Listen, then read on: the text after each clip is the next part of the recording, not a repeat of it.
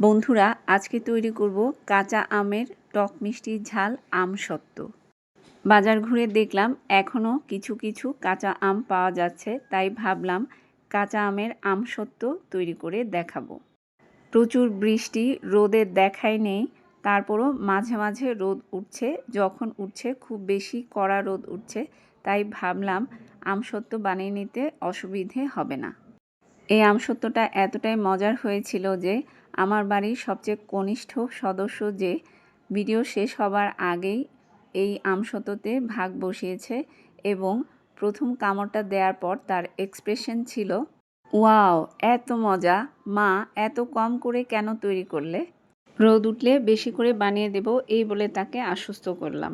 অবশ্য রোদ ছাড়াও আমসত্ত্ব বানিয়ে নেওয়া যায়, চুলার নিচে রেখে দিলেই হয়, তাতে একটু বেশি সময় লাগে। তো বন্ধুরা, চলুন দেখে নেবেন কি করে খুব সহজে কাঁচা আমের টক ঝাল মিষ্টি খুবই লোভনীয় এই আমসত্ত্ব তৈরি করে নেবেন।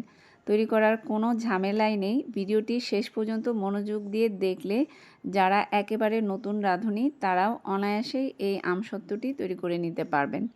আমি একটি বড় সাইজের কাঁচা আম দিয়ে এই রেসিপিটি তৈরি করছি। প্রথমে ভালো করে পরিষ্কার করে ধুয়ে খোসা ছাড়িয়ে এটাকে কিউব করে কেটে নিচ্ছি। কেটে নেবার পর একটা বাটিতে তুলে নিয়েছি এবং মেজারমেন্ট কাপ দিয়ে মেপে নিয়েছি। মেজারমেন্ট কাপে 1.5 কাপ কাঁচা আম হয়েছে।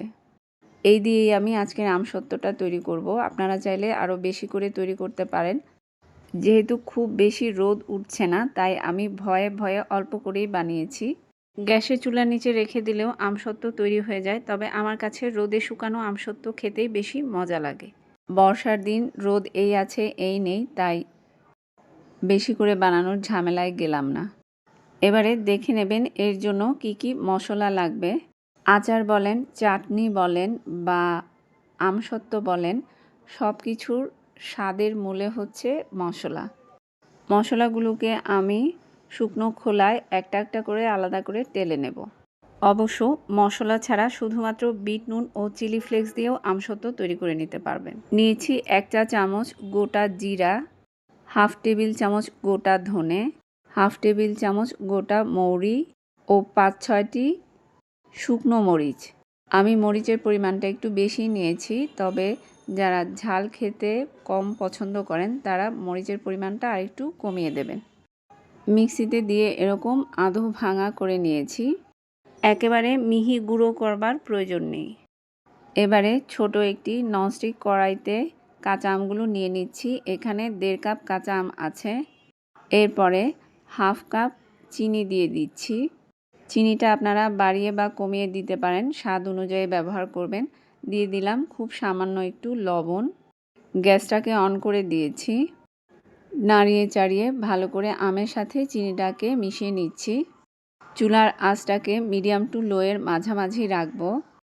ঢাকনা দিয়ে ঢেকে অপেক্ষা করছি চিনিটা সম্পূর্ণ গলে যাওয়া পর্যন্ত।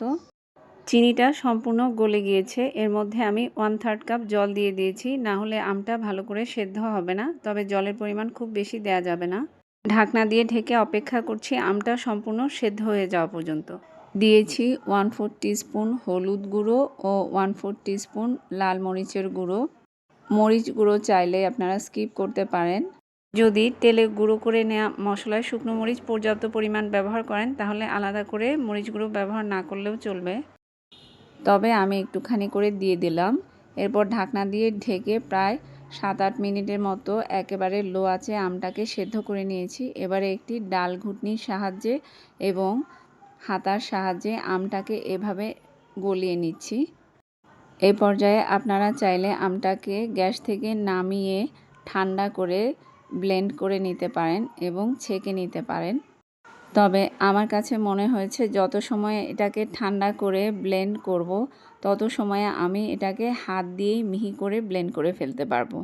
যেহেতু আমার বানানোর তাড়া ছিল, রোদ চলে যেতে পারে, তাই আমি আর ঠান্ডা করে ব্লেন্ডার করার ঝামেলায় গেলাম না। হাত দিয়েই একটু সময় নিয়ে হাতার সাহায্যে এভাবে আমটাকে একেবারে স্মুথ করে নিয়েছি। বানানো মশলাটা সম্পূর্ণটাই দিয়ে দিয়েছি। চুলার আঁচটা মিডিয়াম লোতেই আছে। চিনি গলা পানিটা শুকিয়ে গেলে এবং একটু আঠালো ভাব ধরে আসলে বুঝে নেবেন এটা হয়ে গিয়েছে, এর বেশি জাল করবার দরকার নেই। সম্পূর্ণ ময়েশ্চার উবে গিয়েছে এবং সুন্দর আঠালো হয়ে এসছে। এবারে আমি গ্যাসটাকে অফ করে দেব, চুলা থেকে নামিয়ে নেব। একটি প্লেটে সামান্য একটু সর্ষের তেল দিয়ে টিস্যু দিয়ে প্লেটটাকে মুছে নিচ্ছি। তারপর জাল করা আমের পাল্পটা এর মধ্যে ঢেলে নিচ্ছি। যতটা সম্ভব সমান করে স্প্রেড করে নিতে হবে। আমি মনে হয় একটি ছোট থালা নিয়ে ফেলেছি, আমের পাল্পটা একটু বেশিই আছে, সমস্যা নেই, আমসত্ত্বটা একটু মোটা হবে এই আর কি। এবারে স্প্যাচুলার সাহায্যে ও ছোট একটি চামচের সাহায্যে যতটা সম্ভব এটাকে সমানভাবে স্প্রেড করে দিচ্ছি। এভাবে বেশি করে তৈরি করে ছাদে বা বারান্দায় 4-5 ঘন্টা কড়া রোদে দিয়ে আমসত্ত্বগুলোকে এয়ারটাইট কন্টেনারে ভরে বছর জুড়ে উপভোগ করতে পারবেন। আমি বারান্দার কড়া রোদে দিয়ে দিলাম। বছর জুড়ে ফ্রিজে রেখে খেতে চাইলে আমসত্ত্বগুলোকে মাঝে মাঝে বের করে একটু রোদে দিতে হবে। আমি সকাল 7টা থেকে দুপুর 12টা পর্যন্ত রোদে দিয়েছিলাম। দেখুন আমসত্ত্বটা কি সুন্দর তৈরি হয়ে গিয়েছে।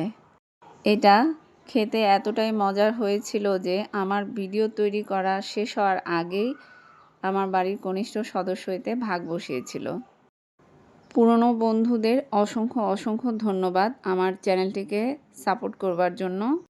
যারা নতুন বন্ধু আছো এবং নতুন রাঁধুনি আছো তাদেরকে রিকোয়েস্ট করব, যদি রেসিপিটি একটুও ভালো লাগে একটা লাইক করে দিও, আত্মীয় বন্ধুদের মধ্যে বেশি বেশি শেয়ার করে দিও, সঙ্গেই থেকো।